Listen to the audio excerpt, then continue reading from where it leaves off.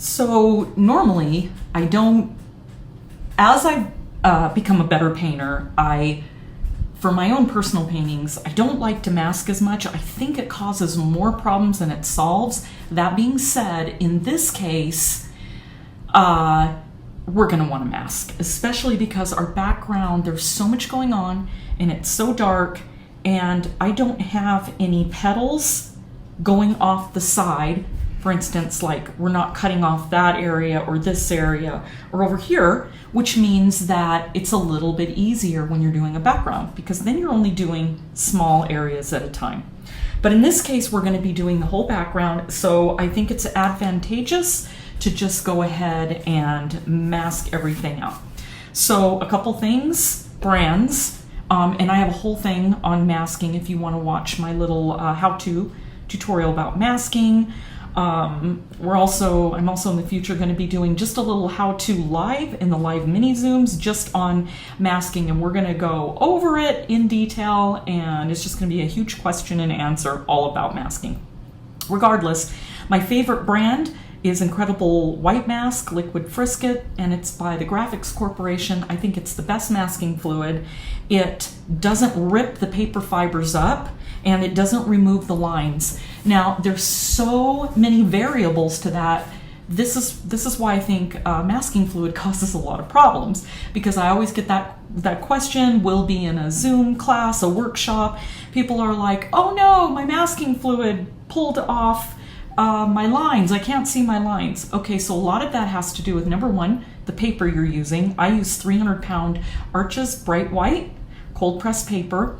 I use an HB lead, and I don't press hard, but I also don't keep it really light, because knowing that even a little bit of this brand is going to pick up just the top surface.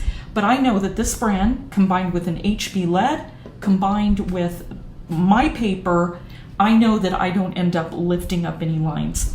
Another brand that I'm fairly happy with, although I don't really use it much anymore, is Winsor & Newton. They make a colored and a colorless. This Incredible White Mask is colorless.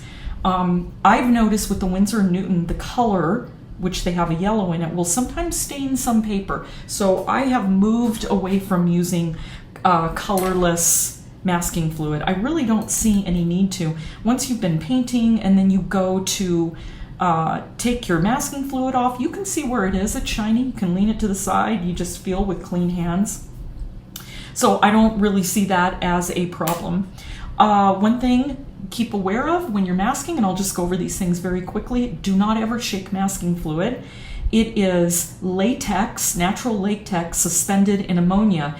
And so if you shake it, you take those molecules of latex and you bind them together, and then pretty soon you'll just have a big gob of latex suspended in just ammonia. And the other thing to do every time before you use it is you open it up and you smell it. It should make your eyes water. You should smell the ammonia. If you don't smell the ammonia, that means that the ammonia's disappeared, and you could have problems with the masking fluid sinking into the paper, and it'll just be a gloppy mess. What the ammonia does is it evaporates quickly on the paper, so it keeps the masking fluid sitting on the surface of the paper instead of sinking in. And that leads me to the next tip. Don't ever add water, because what does water do on watercolor paper? It sinks in. So it's going to pull the masking fluid down into the paper. Don't do it. It will be a mess. I promise you. Okay, so then the next thing I do is I keep a little tiny plastic dish, and I pour a little bit of masking fluid out into it, and I take my masking fluid out of this little container, and then as I need it, I just add more. That stops the ammonia from evaporating by working with an open jar. You don't want to do that. So open it, pour a little bit in, put the cap back on, and then flip it upside down to create a vacuum, and keep your masking fluid very fluid to keep the ammonia in there. Okay, some of the tools that you can use. This is a little embossing tool for paper. It has great little metal points. You can use, I save all my own old paintbrushes. Don't ever use a new paintbrush. You will ruin it. As soon as these paintbrushes are ruined, I toss them. In fact, I don't even bother to use soap which I did years and years ago. And then I would take the soap and I would wet my brush and I would rub it in the piece of soap, and then I would dip it into my masking fluid. I don't even bother anymore. Dip it in, rinse your brush every once in a while. If it gets too contaminated, just chuck it and get a new one. Here's an oil painting tool. This is great. As soon as the masking fluid is on there and it starts to dry, you just pull it right off. So this is another great tool. This is what I use to pick up my masking fluid. It's a rubber crepe tool, and it just grabs the edge of the masking fluid and picks it right up. Or if you don't have that, pour a tiny bit of masking fluid in your container, let it dry, and then pull it up and fold it up, and there you have another little tool to get masking fluid off. Okay, here we go. So remember, don't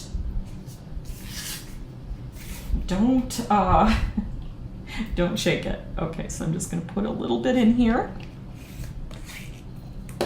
Okay, and this time I'm going to use, right now, I'm going to wet my brush, and then I'm going to squeeze out all the water so it's just damp. Maybe a little bit more than that. And because I'm going to want to come in quite a bit, I'm going to stay away. Well, I don't know, I might not have to. Let's go ahead and turn this and see if I've got a sharp enough point on this old brush. So the thing is, here's a trick about putting masking fluid down. Lots of masking fluid. Don't skimp out, thinking that you're going to save, because what will happen is, this isn't going to work getting all the way up close, so I'm just going to get as close as I can. I'm going to go all the way around, and see how I'm kind of avoiding that edge a bit.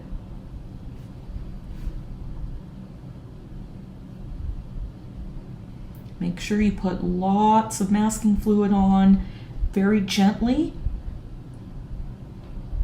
Just let it flow over the paper, don't scrub. Make sure you've got plenty on there. Nope, I went too close to that edge. I'm going to come in quite a bit, and then I'm going to take tape. Haven't decided if I'm going to use tape. You can use tape in the middle. You can use, I use plastic cling wrap. You could even cut up an old bread bag, the plastic bread bags, and I'm going to show you how that works. So what you do is, once all the masking fluid's down, then you press the plastic right up against the masking fluid and it sticks, and then you don't have to worry about accidentally splashing any in the center. Now, because my background is so dark, I want to make sure, yeah, this brush is going to be too big for in those smaller areas in the stem. I can go down a little bit through the center, but for the most part, I'm going to have to get my smaller brush. They also have glass pens. You can use those. You can use a toothpick.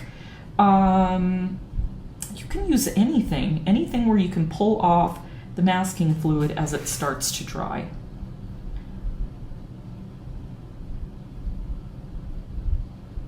And again, here's what happens if you don't put that masking fluid on thick. When you go to try to pull it up with your little pickup tool, if it's too thin, as you pick it up, it'll stretch and it'll break, and then you end up taking your tool, your little rubber pickup tool, and you're rubbing it into the paper, and that's just not good for your paper.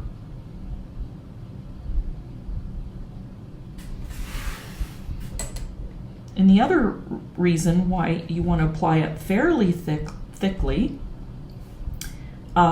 is to avoid bubbles. So you can already see that there's some bubbles in there, and they're actually very, very difficult to get rid of. It's not like in a glass of water or soda. They don't want to pop, they just want to hang out in there, and then you end up dragging them over onto your paper. See, like there was one right there, and then they pop. And if your masking fluid is too thin, then they end up leaving these little tiny pinholes. And then if you get any color in that area, pretty soon, to your surprise, when you pull the masking fluid up, you end up having little pinholes of color everywhere. Now, as you're adding the masking fluid, I'm going to put a little bit in the center here, and then I'll go back around the edge. I just forgot. Oh, I know what I was going to say. Okay. As you put the masking fluid down, you can see that it's very opaque. You're going to know that it's really dry when it's clear. But right now, it's very opaque. And you never want to try to paint over masking fluid that's not completely dry, because what will happen is your color on the outside will sink under the masking fluid. So keep that in mind. Okay, so now I'm going to grab this smaller brush because I feel like that's pointing, and remember they're all old. So, okay, and I already had it wet. Okay, so now I'm going to try to get right up around the edges. Go slow, stay to the inside. Don't try to paint the edge from this direction. Always stay towards the end, towards the inside. Try to keep your brush as flat as possible. And go slow. What will happen if you go too fast, you end up skipping right over the texture in the paper, and then you'll get a whole new surprise when you go to pull the masking fluid up. Masking fluid takes a little bit of time to master, and that's why sometimes I don't use it. Again, I just sometimes feel like it causes a lot of problems. But if you're just learning how to do backgrounds, it's almost essential. You really do need it. And I don't like that brush either. So I'm going to get an even smaller brush. Let's try this one. So I'm going to wet it a little bit and rinse it. And there we go. Because what happens is the masking fluid's thick, so it kind of fills up the space in the brush. Okay, so I'm just going to finish doing this, go all the way around, and then you'll be able to see what it looks like when it's dry. And then we're going to come back and we are going to look for pinholes, and we are going to add a piece of plastic in the center. And I don't know, I think it would be rare if you didn't have, saran wrap. Saran wrap works great. It's a little hard to cut, because it's so thin. But if you could just get a basic shape and then press it right into the masking fluid, it saves you a lot of headache from having color splashing in the middle.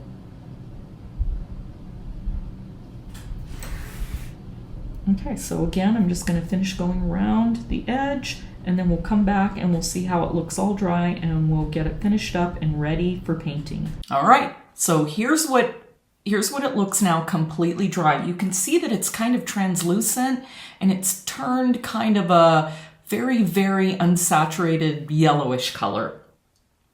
So everything is completely flat. Again, this actually took a long time for it to dry because I had so much masking fluid in some of these areas. So I'm going to lean this to the side, and I want you to see what I was talking about when you miss areas. Like I can see that, believe it or not, there's a couple little areas where I've got some pinholes and some little spots. Then I need to add just a little bit more masking fluid. Here's one, here's a couple of areas. Let's see, is there anywhere else? I think everything else looks pretty good, but I'm gonna go around and check very thoroughly again. And once I've done that, then we're gonna go ahead and we're gonna get started painting the background.